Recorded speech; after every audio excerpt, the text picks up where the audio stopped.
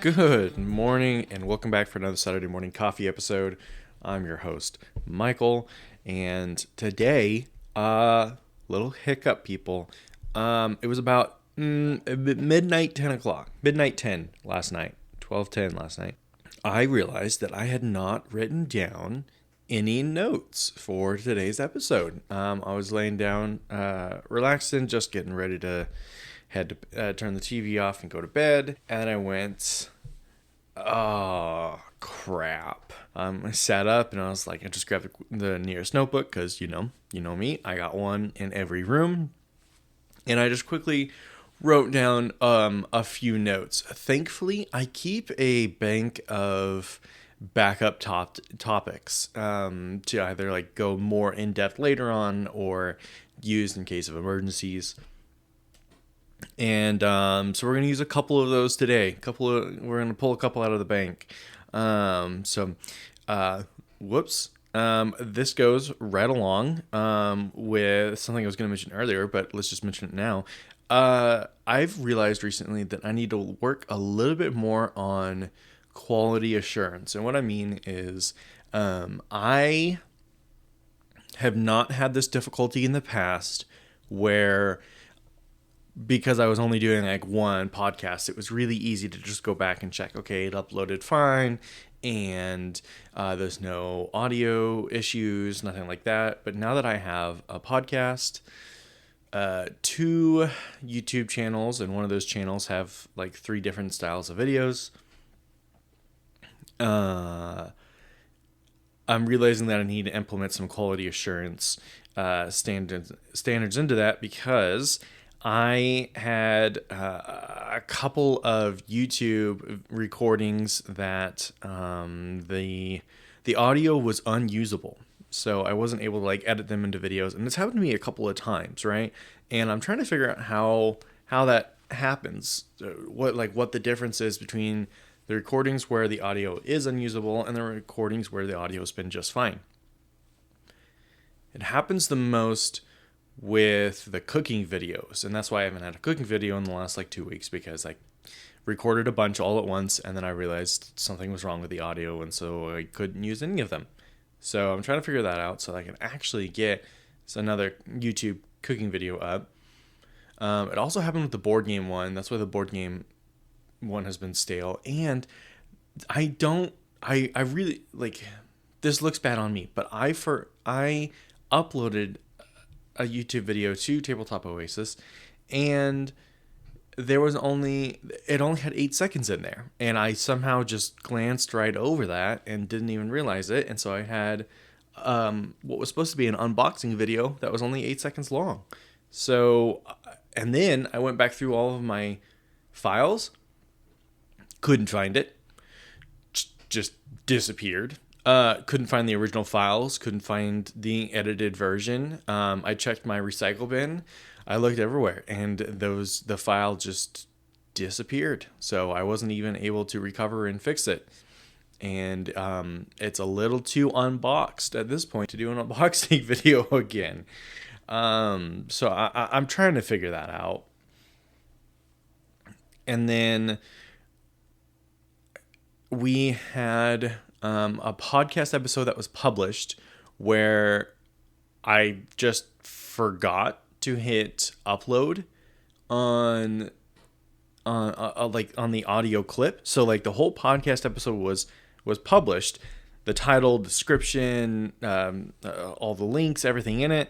It just didn't have any audio. Okay, great. And then I had another one where it was fully uploaded, but I somehow set the publish date to be a week later than what it was supposed to be. So when someone said, "Hey, where's this clip? Where's this episode? I was looking forward to it." I went, "Should it be there?" So then I went and had to manually publish it, and that one was for the second podcast, Quest for 5.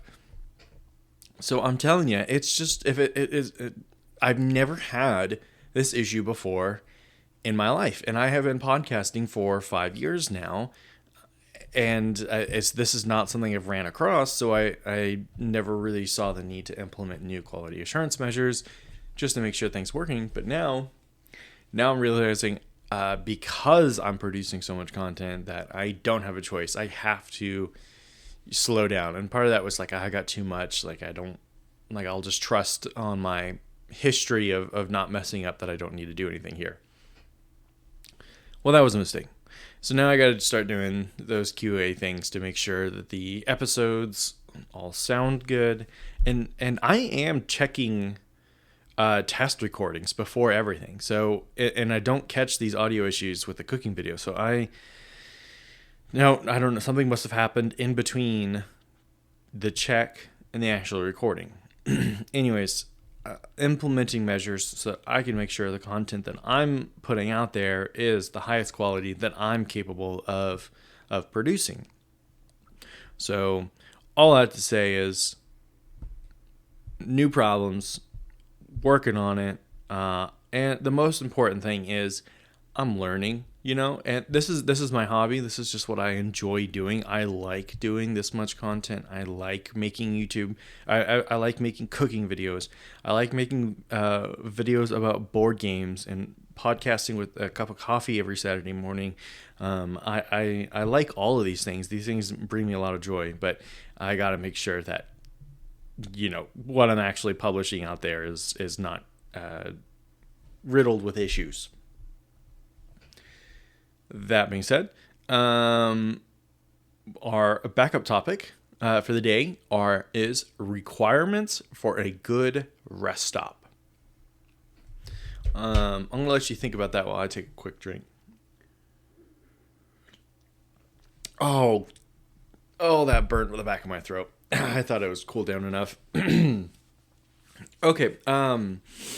Requirements for a good rest stop, right? So, as you guys know, as y'all know, I am a very big fan of rest stops.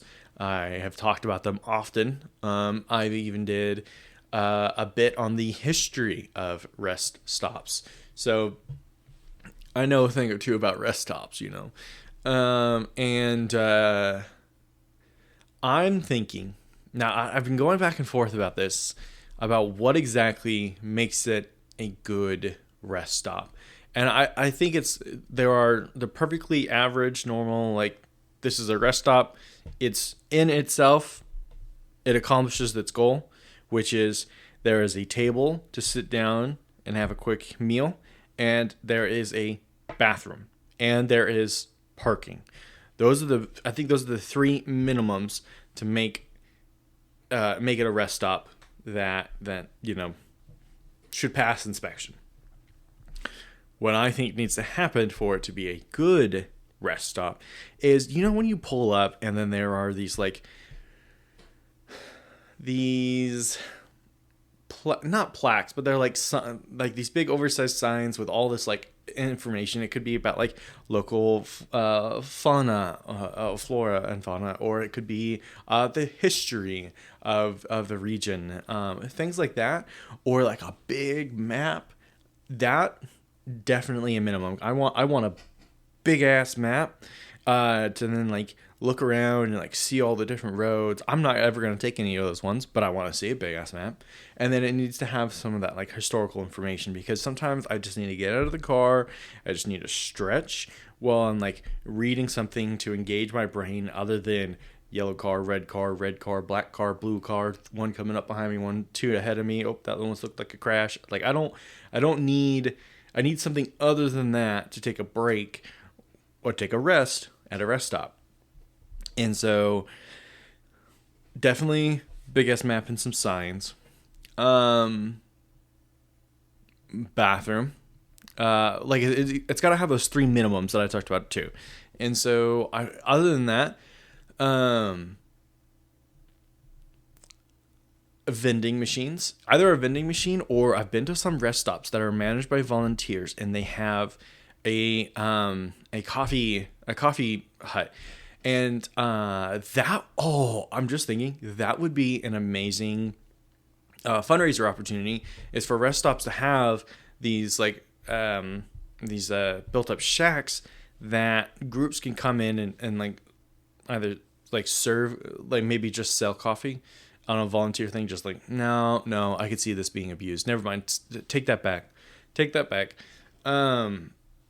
What I've seen is, I believe it was the Lions Club. They just went out there as a volunteer thing, and they were just giving out free coffee. It was on the Oregon highway system.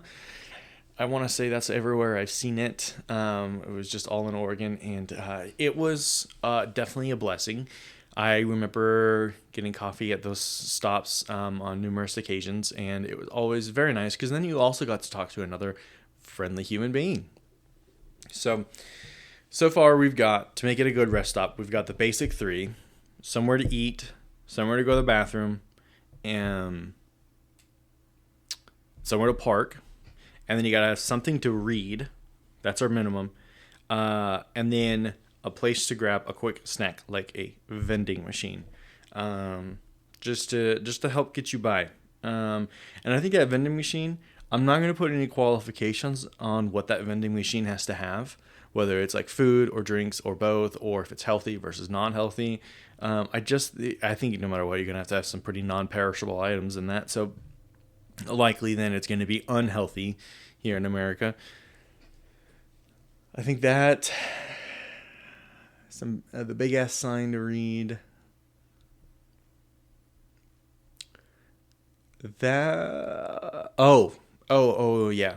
A lawn for your dog to go to the bathroom. So that there's like that separation between where people who can just like stretch and like the non-animal side, and then a place for your dog to actually go to the bathroom. Because a lot of people travel with pets, right? And those guys can't hold it for all day, right? So I think a nice little pet stop too. It doesn't have to be gated.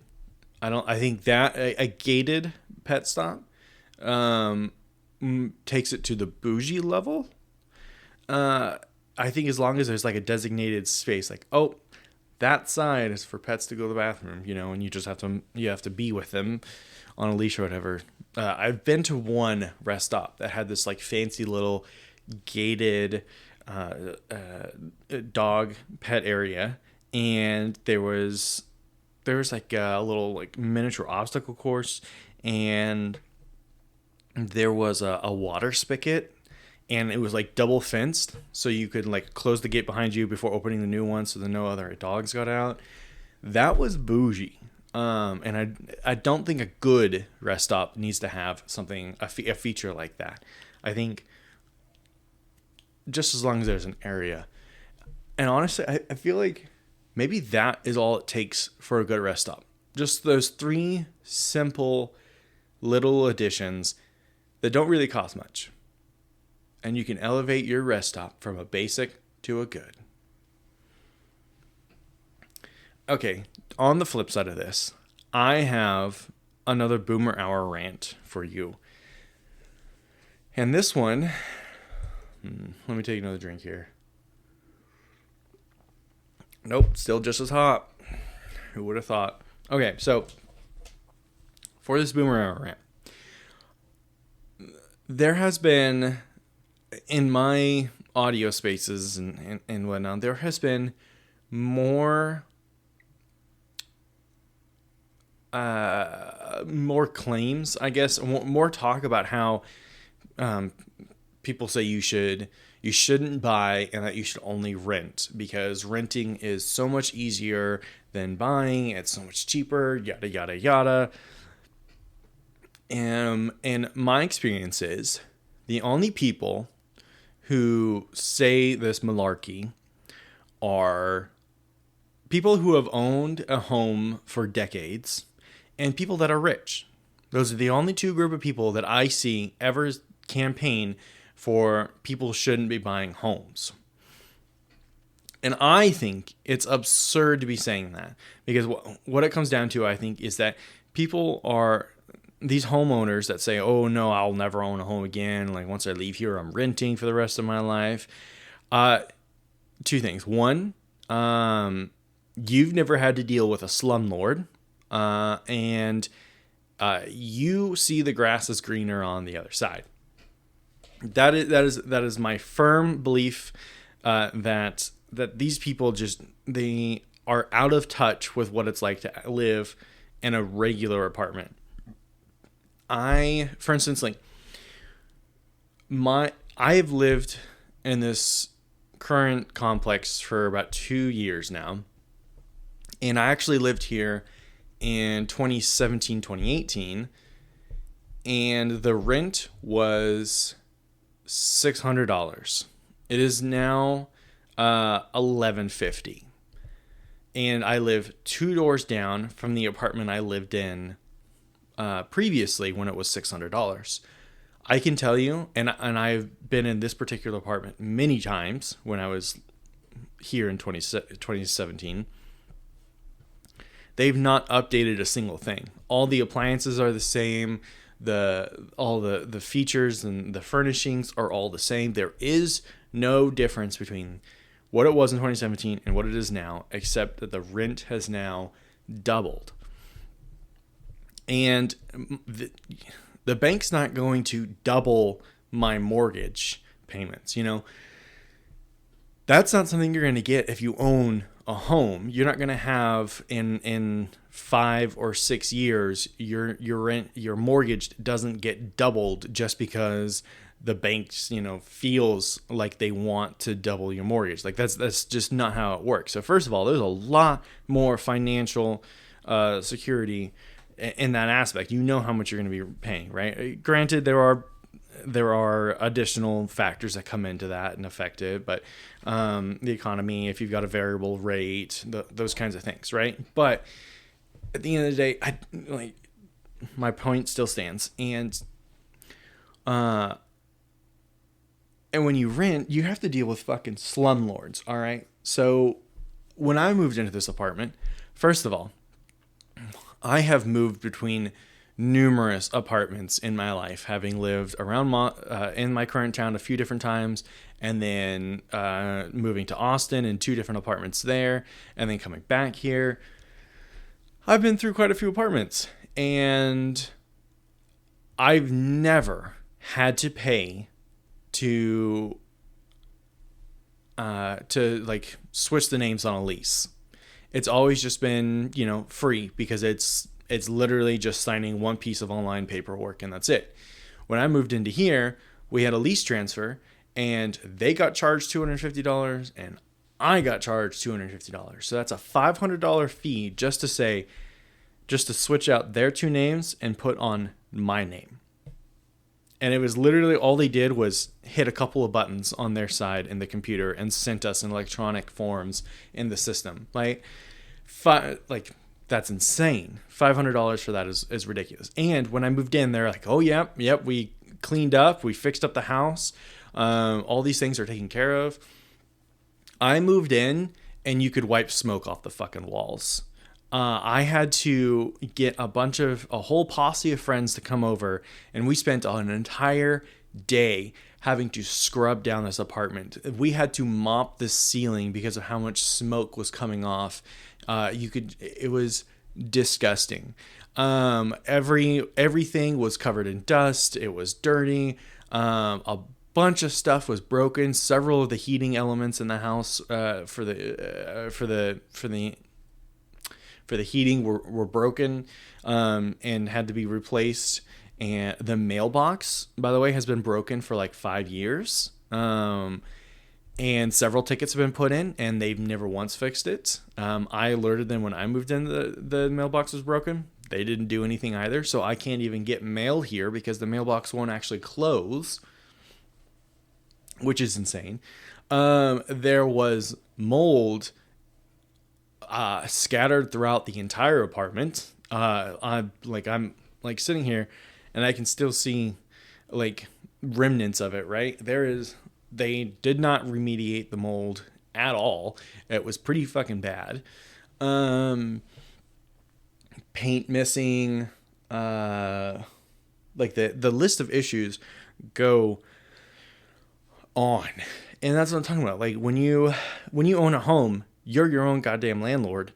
You're the one who's in charge, and you're allowed to make edits to your house. You're allowed to change the color. You're allowed to make the space yours without getting in trouble. And if you live in an HOA, I don't feel bad for you. You should have never bought with an HOA. If you can't change the color of your house, that's your own dumbass choice. That does not count for the purposes of this discussion. I will go to my deathbed saying that HOAs are the devil. Back to the topic at hand. I really think that people who, I've rented and now I own a house, I would much rather rent. I'd never buy again. I think those people never dealt with slumlords. And I think that they are like upper middle class, or middle upper class. They have had very nice, fully furnished apartments with everything handed to them, on-site gym, on-site pool, all those like bougie ass things. And they've never had to deal with a slum landlord. They've always had someone who does on-site maintenance, and they've had it so much better than what I think the average person has it. Because the stories of what I have had to deal with the mold and them refusing to come over and do maintenance and doubling your rent, those are more common than the perfect cherry experiences that I think these rich people end up talking about and saying, this is why you should never own. They're not speaking to us. They're speaking to their rich friends. And then the people who have just lower middle class, whatever, have just owned a home for decades and said, I'd rather rent. I think you're just seeing the grass is greener on the other side. Because I think once you get out and you have to rent for a few months and you go, wow, I don't get to control anything. My landlord says he'll sue me if I change the color on my house, or he says he'll sue me if I make, if I try to put a flower bed in my backyard. I think you'll change your tune pretty fucking quick. So that's my boomer hour rant. It's been this is the thing that's been frustrating me for, I don't know, like a year and a half now, or maybe even 2 years at this point. I've been seeing people bring this up and talk about it in different spaces, and it frustrates the hell out of me. And I've never gone off on this rant toward anyone. I've always just internalized it, so it feels good to get it off my chest. But now I'm frustrated. Okay. Taking a coffee break.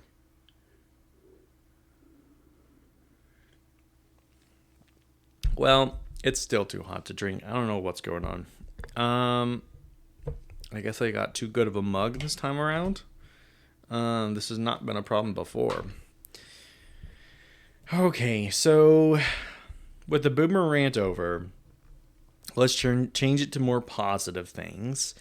You're going to notice a bit of a branding update. I am working on the finishing touches very soon, but because I have this podcast and the YouTube channels, I felt like the Alcove brand didn't really work anymore. Alcove works for this podcast alone because this is all about just whatever is occupying a little alcove of my mind, right?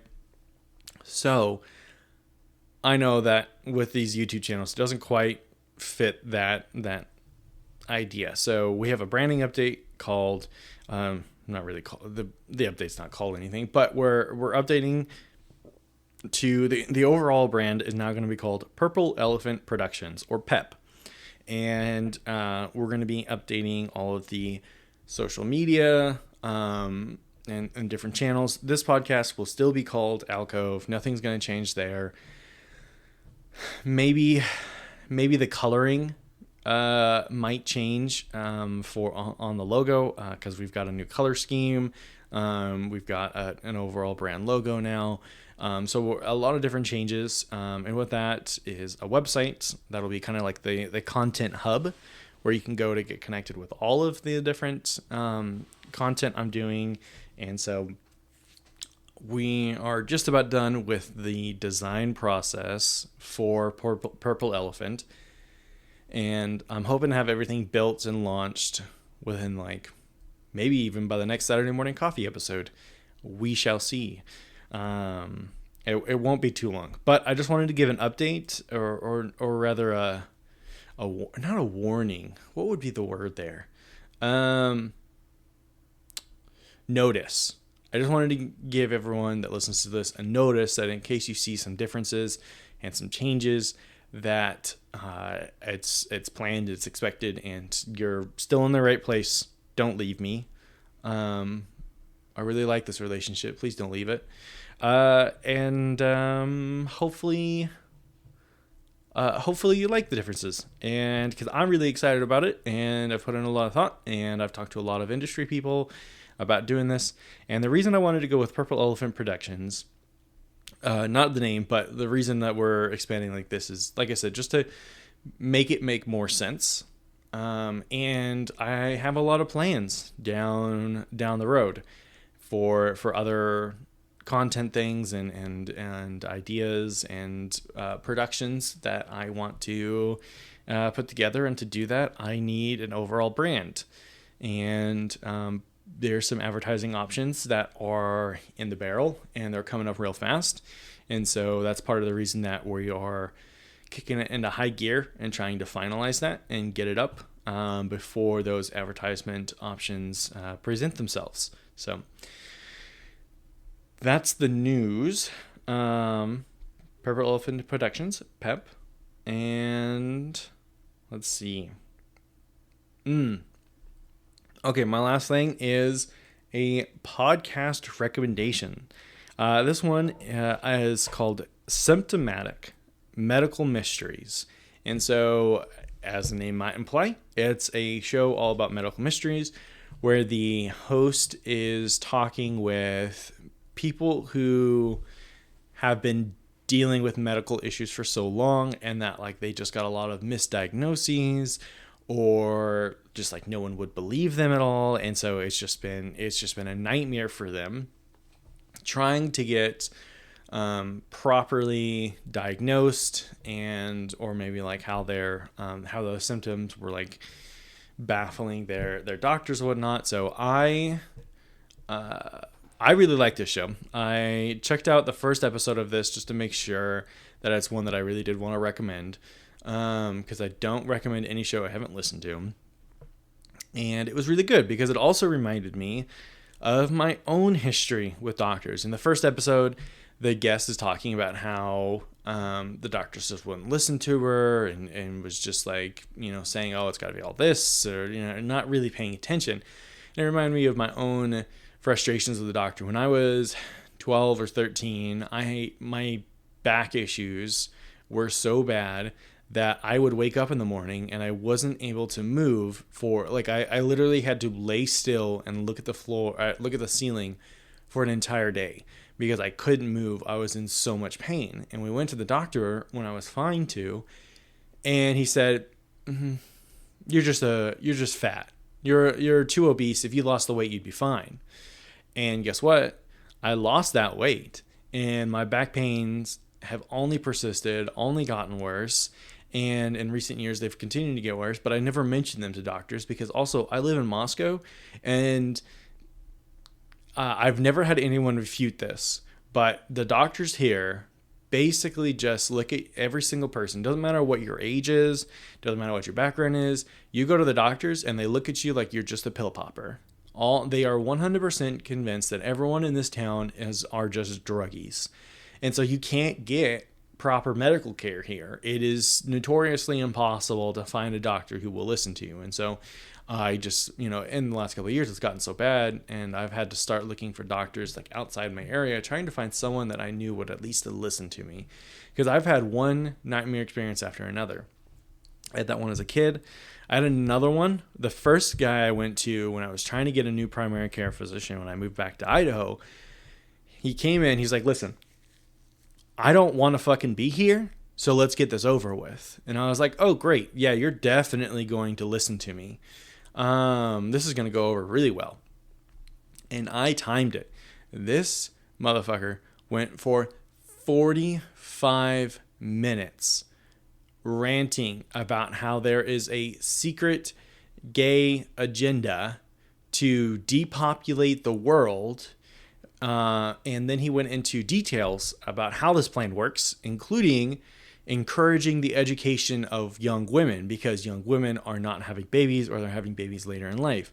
So they think that this secret global cabal, as he said, was a method, was using female education as a method of depopulation and slowing down the growth of the planet, and that they are pushing the gay agenda so that there are also less babies being had, as if that stops babies being born. And then vaccines played into it. Vaccines were dangerous, and they were also being used to slow the birth rate. And I'm not shitting, it was 45 minutes. And at this whole time, I'm like, oh my God, get me the hell out of here. And I was about to text my mom to call me and with a fake emergency, like your ex-girlfriend did on the first date. And I was like, oh my God, get me the hell out of here. And right when I was like getting ready to finalize this text, he goes, all right, let's get to it, except he didn't.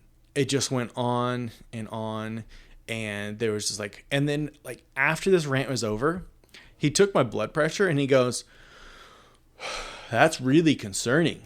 Your blood pressure is really, really high. And I'm like, yeah, white coat syndrome. Doctor's offices just give me high blood pressure. And in reality, it fucking wasn't that. It was the fact that I just got sat through my truest nightmare of being locked in a room with a conspiracy nut. He then also, what was it? The big one was that he knew more about my parents and my siblings' medical histories than I did. And like, he like started off like, oh, what's your family medical history? And I was like, I think this, I think that, I don't really know.